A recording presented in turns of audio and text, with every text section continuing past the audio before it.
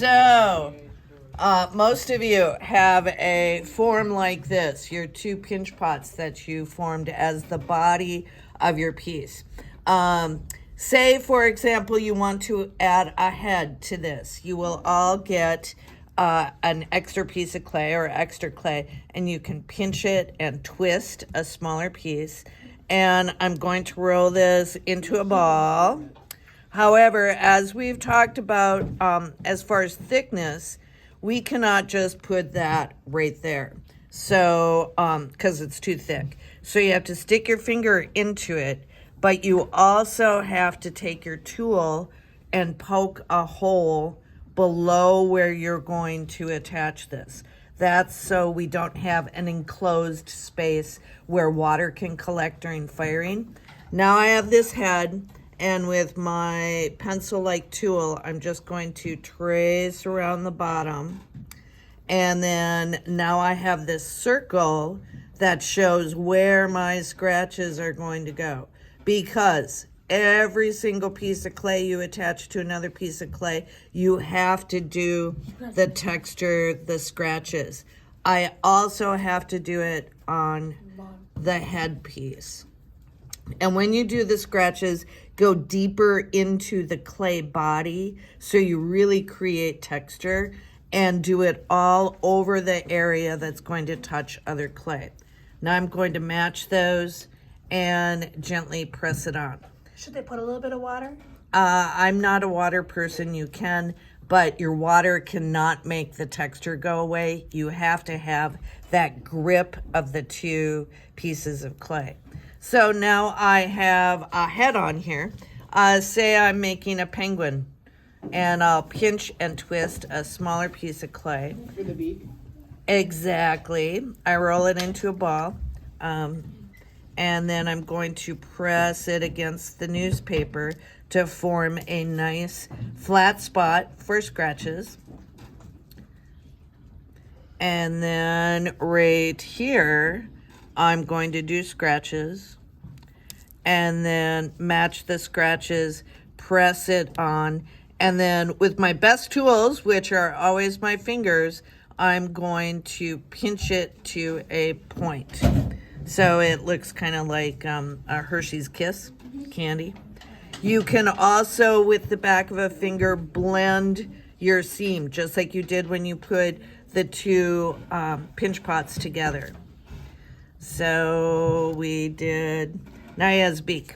And now I'm going to use my tool and poke it in and give him some eyes right there. However, he needs to be able to swim. So I'm going to make him some wings.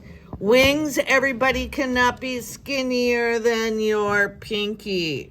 Just like we talked about for the rim of your pieces. I put the clay down on my work surface, use the palm of my hand and press it flat, flip it over, press it flat again, and I'm just going to trim a little bit around the edges to make an oval shape. And now I'm going to cut that oval in half, like so. So I have two equal pieces. Will you show us the thickness again? There we go. Yes. Yep. There, that's actually maybe slightly too thick, which gentle touches, you can make it a little skinnier.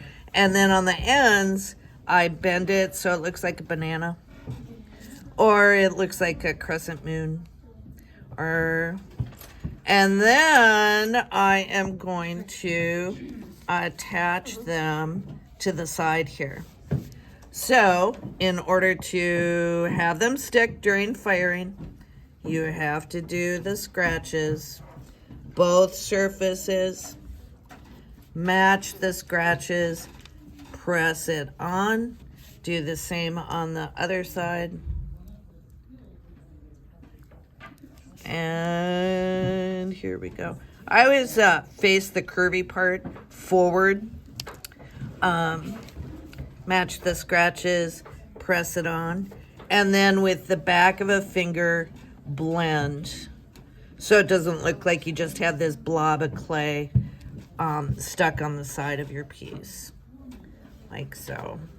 And you would blend. Wings, I'm going to take these off. Wings cannot be out here. Do not, that's asking for them to get broken. Have them closer to the body. And wings cannot be skinnier than the width of your pinky. For those of you who want to do legs, legs have to be basically as thick as one of your fingers. So you can make coils, pinch it into kind of a hot dog shape first. And then I could split this in half and make arms or make arms. You can also do that for legs. I'm trying to think of what else. Can you make it standing up was a question I just heard. No, you cannot unless your leg is really, really fat, because the weight of the body and a head is the weight of the clay will be too heavy to be supported by clay for legs, unless you make them really chunky. But if you did that, you'd have to put your tool in the middle so the air can get in the interior of that, and then you would scratch and attach like this. Hang on. Yes. Is it back on, you guys? Yeah. Okay. Most animals, I would suggest that you have them sitting or laying as far as orientation, as opposed to forelegs, 1, 2, 3, 4. Tails cannot be too skinny, and they need to be attached in 2 places. So if this was an animal with a tail, you would do scratches. Yep. You would do scratches and have it slightly wider where it meets the body, blend it, but then wrap it around and attach it again. Something like that. No tails out there. That's asking to get broken.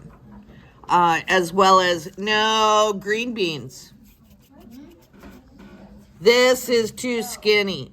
That's going to dry very quickly. Chances are it's going to break off. So that's about it.